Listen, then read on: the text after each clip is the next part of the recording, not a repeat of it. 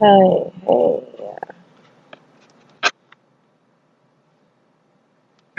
These are pretty good. I understand you wanted to say something to us. On June 18th, Gary Ridgway woke up as the old Gary, who was angry. This is the old Gary? This is the old Gary, 82 Gary. You want to talk to somebody, you talk to me, because I'm the one. The old Gary, the new Gary, he played into it. Let the old Gary out. Let the old Gary out. Carol Christensen meant nothing to me. I didn't care about their bodies. I dragged them from their feet. Does the new Gary feel the same way the old Gary does? No, the new Gary is a candy ass. He's a wimp.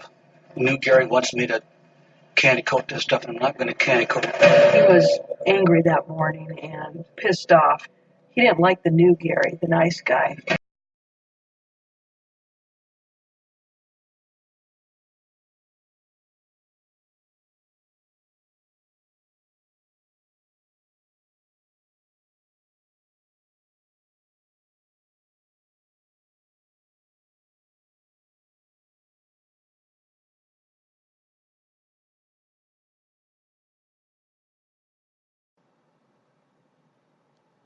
He even talks different as the old Gary. Here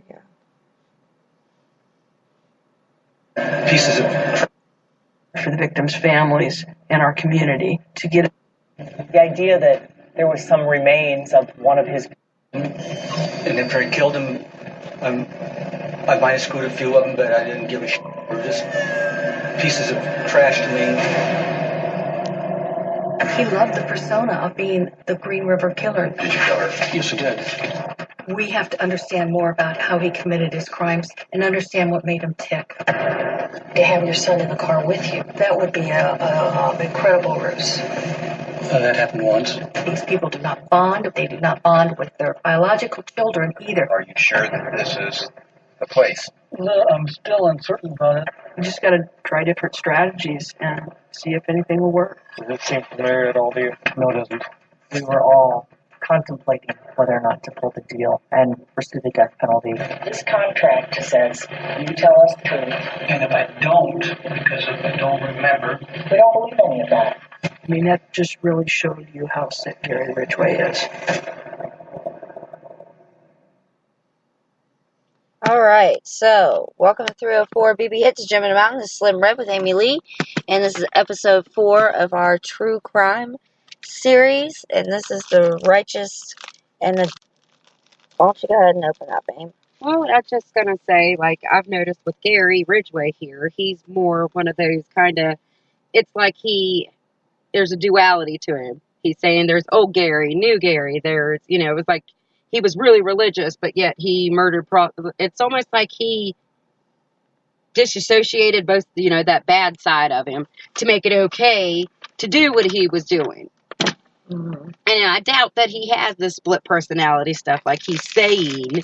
It's just how, he's playing into it himself. Like, he's a piece of shit, just like all of them are piece of shit. But, so yeah, okay. So, Mr. Gary was born February 19th, 1949 in Salt Lake City, Utah. He was a truck painter. He worked there for 30 years. That actually is part of how the police tied him into his victims that they did charge him with, because he found paint flecks that they matched. Yeah. Years later. Yeah. 20 years later, actually. Yeah, it was 20 years later. 2001. Now, he killed and was active in the 80s. Yeah, from 1982 to 2001, he was an active serial killer. But they don't really know any victims past 1983 and 84. Right. I think that's where they end. And it's 48 confirmed Yeah. murders, and Gary says himself it could be more like 75 to 80.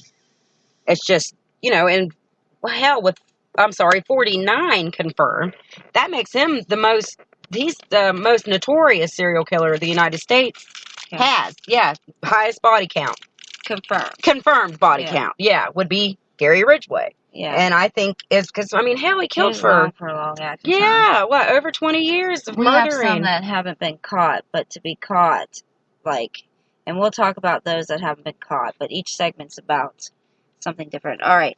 So, what we just played for you is not our own. We do not own the rights. It's from the Oxygen YouTube episode. And if you get a chance, watch it. It's really, really Yeah. interesting. It goes into a lot of his own words. It's interviews with police footage, real police footage. So, that's what we will be playing sound bites from there. Okay.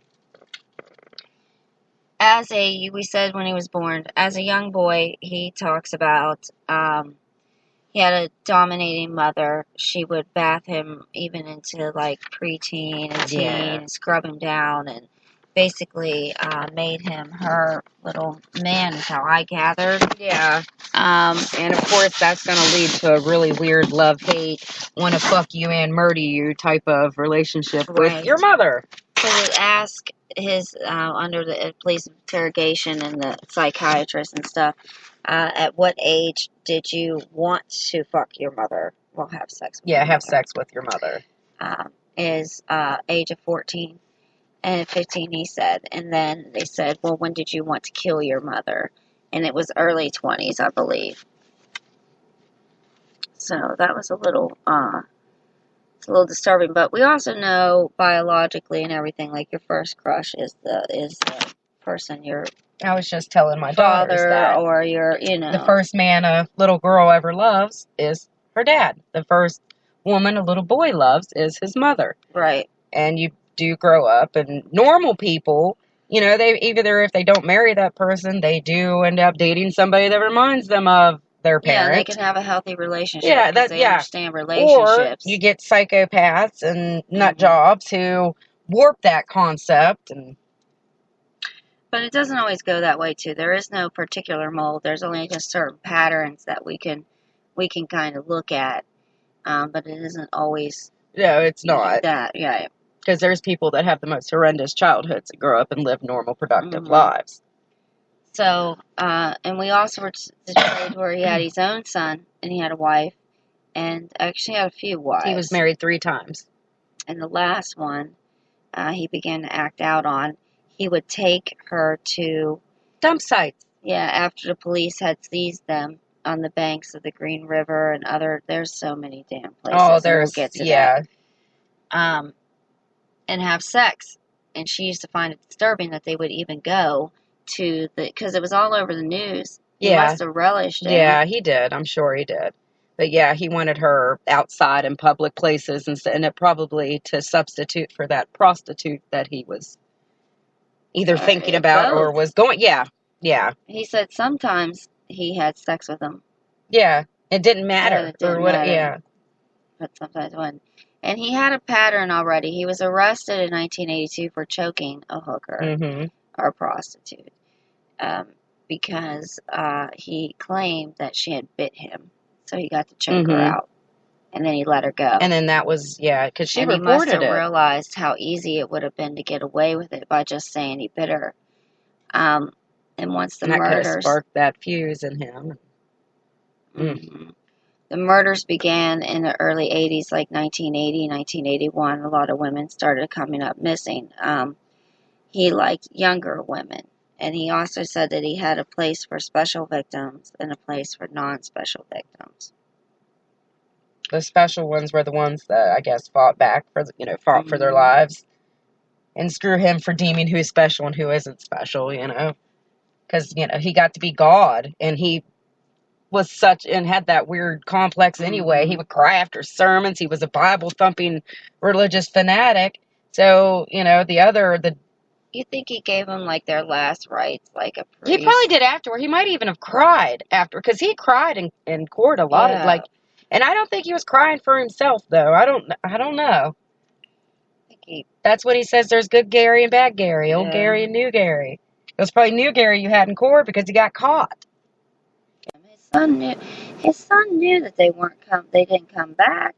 Well, I think, what did he say? How many times did he take his son? Because I know he said he kept his son. I think he said once, but I'm sure it was more than once. Because it was easy. He's the one that showed the picture of his kid, too. That made him more trusting, too. Human. If you're opening your wallet and, out drops a picture of your 6-year-old kid, this guy's a dad. I can ride with him into his house, or I can go. Because the prostitutes And not be knew that scared? they were themselves were coming up missing. Yeah, they knew, so of course he had to lull them into a sense because they still had to work.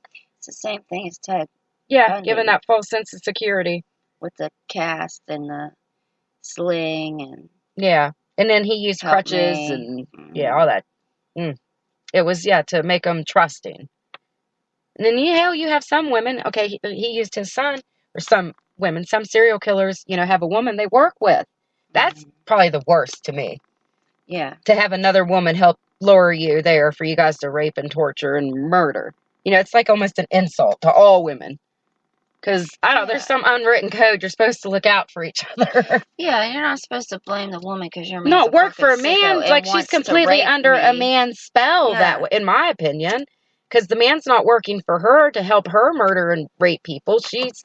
But that's a whole other, that's, Yeah. We always say we're going to get to the women one. That's another podcast. We will. But somehow we always start going right back to talking about them. Mm-hmm. So he had a high body count like we were talking about, right? Yeah. 49 confirmed. Yeah, 49. So, he doesn't ever mention his father at all. No. He knew the information, but he was withholding and lying to us. Yeah. We tried that. And did it work? Yeah, I didn't do too good on this. I don't think anything worked with Gary Ridgway. We were extremely skeptical that he had told us anything that was true. It was quite frustrating. We were trying to figure out what else could we do to try to get the truth. And someone on our command staff learned of Mary Ellen O'Toole. Back in 2003, I was assigned to the BAU, or the Behavioral Analysis Unit, at the FBI Academy at Quantico, Virginia. I was asking Gary about the bedwetting because that was a difficult area for him to talk about. What would your mother say to you? Disgrace me, or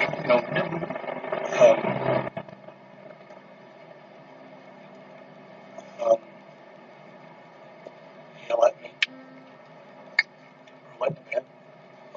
Baby's wet the bed. Aren't you going to grow up? And she degraded me.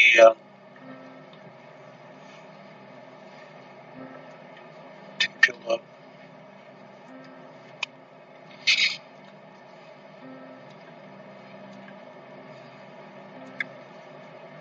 Didn't feel that much love at that time.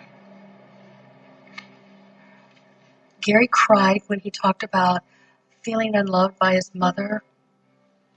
And he cried several times as he's discussing his mother. And I was going to go there in much greater detail because I saw that emotion. Was she there in the bathtub? Okay. So you were talking about how he was crying. Yeah. And everything like that and showing emotion. And we just played earlier the clip of Good Gary and Bad Gary. Mm-hmm. And yada, yada, That was Bad Gary. This is Good Gary here. Now he's all crying. So that's why we had titled it, because he did go on a religious kick with his second wife. And he knocked door to door. Yeah. And, would go through the neighborhood. Mm-hmm. So he had somewhat of an intelligence. They did say his IQ was 84. It was low, yeah. Yeah. So it was, to me, it's like he was doing the devil's work, so he spent his whole day, to even it out, doing good. Is almost how I feel about it. He's a yin yang. Mm-hmm. Perfect. And when he like said light they and dark. were trash too. But I guess even when he was light, I'm sorry. I think he wasn't though, because he was still when he was Good Gary, he was still making his wife have sex in weird places. Yeah. He wasn't he was violent to her too.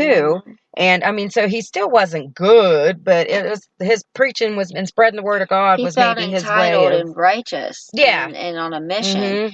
So we profiled him as more of a mission and urge type of man, entitled.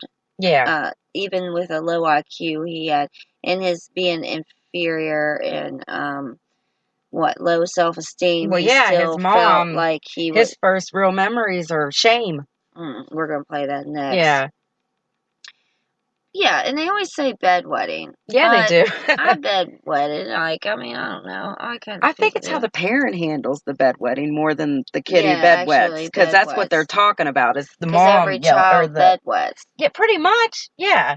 So it's whatever. So if we can tell you anything